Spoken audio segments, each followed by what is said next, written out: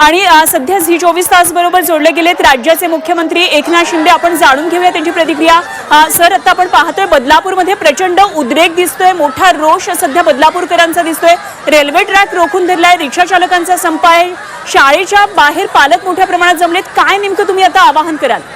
मी police आयुक्तांशी बोललो आता मगाशी आणि पोलीस आयुक्तांनी मला सांगितलं आरोपी अरेस्ट आहे, परंतु मी सूचना दिलेल्या आहेत त्या आरोपीवर पॉक्सो आणि इतर जे काही अटेम्प्ट टू रेप जे काय असेल कडक कलम असतील ती सर्व कलम लावण्याच्या सूचना मी दिल्यात आणि ही केस फास्ट ट्रॅकवर घेण्याच्या सूचना दिलेल्या आहेत. एक स्पेशल पीपी अपॉइंट करण्याच्या सूचना मी दिल्यात आणि ही केस जी आहे फास्ट ट्रॅकवर चालून पीडित मुलींना तात्काळ त्यामध्ये यामध्ये न्याय मिळाला पाहिजे आणि आरोपीला कडक सजा झाली पाहिजे, कठोर सजा झाली पाहिजे. अशा प्रकारचं कृत्य पुन्हा करण्याचं धाडस कुणी करू नये अशा प्रकारच्या सर्व सूचना मी दिल्यात. त्याचबरोबर संस्था चालकांनी देखील अशा प्रकारचे कर्मचारी ठेवताना जे मुलींना हँडल करतात त्यांची पार्श्वभूमी, त्यांचं पूर्ण ट्रॅक रेकॉर्ड तपासून त्यांना कामावर ठेवलं पाहिजे. यासाठी संस्था चालकांची देखील चौकशी करावी, त्यांच्यावर देखील कडक कारवाई करण्याच्या मी सूचना दिलेल्या आहेत. त्याचबरोबर मुख्यमंत्री संबंधित शालेय शिक्षण मंत्री केसरकर यांना देखील सूचना दिलेल्या आहेत. त्यांनीही मला सांगितलं की त्यांची टीम जी आहे इतर शाळांमध्ये जे काही नियम नॉर्म्स आहेत ते पाळले नसतील तर त्यांच्यावर देखील कारवाई इन्स्पेक्शन करून CCTV कुठे आहेत नाहीत या सर्व बाबींची चौकशी केली जाईल आणि अशा प्रकारच्या घटना पुन्हा होऊ नये म्हणून एक नियमावली देखील कडक नियमावली देखील तयार करण्याच्या सूचना मी दिलेल्या आहेत. त्या संदर्भामध्ये शिक्षण विभाग देखील काम करतंय आणि म्हणून या बाबतीमध्ये कुणालाही पाठीशी कुणाची गय करू नका.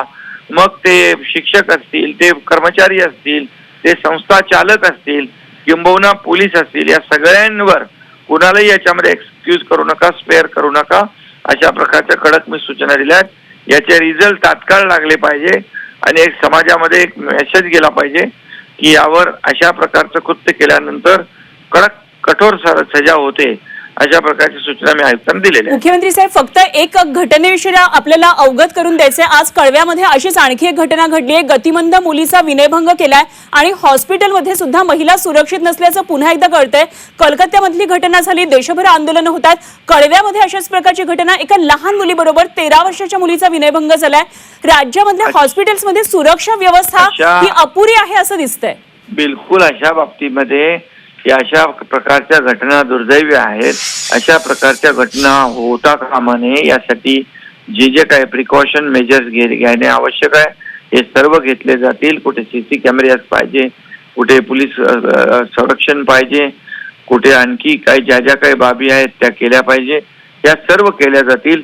लोकांनी देखील या अशा प्रकारच्या गुन्हेगारांची मानसिकता देखील बदलणं आवश्यक आहे आणि अशा प्रकारच्या मानसिकतेच्या लोकांवर कडक कारवाई करण्याच्या सूचना किंवा कारवाई शासनाच्या वतीने पोलिसांच्या वतीने केल्या जातील. अशा प्रकारच्या घटना पुन्हा घडू नये या बाबतीत देखील जे काही नियमावली जी आहे ती अधिक कठोर केली जाईल. त्या संदर्भात देखील मी आता शालेय शिक्षण मंत्री केसरकरांशी देखील बोललेलो आहे आणि ते देखील सविस्तर या बाबतीमध्ये बोलतील आणि जे पुन्हा अशा प्रकारच्या घटना होऊ नये यासाठी कठोर कारवाई आम्ही करू शासनाच्या वतीने केली जाईल. अगदी शिंदे सर, खरं तर प्रतिक्रिया अशा उमटू लागल्यात की आम्हाला लाडकी बहीण योजनेतले पैसे नको, लाडकी बहीण नको, मात्र आमची बहीण सुरक्षित असली पाहिजे अशा प्रकारच्या प्रतिक्रिया येतात. त्यामुळे निश्चितच या सर्व उपाय आपल्याकडून होतील अशी आम्ही आशा करतो. धन्यवाद. आपण झी 24 तास बरोबर बोललात. एकनाथ शिंदे राज्याचे मुख्यमंत्री आपल्या बरोबर होते.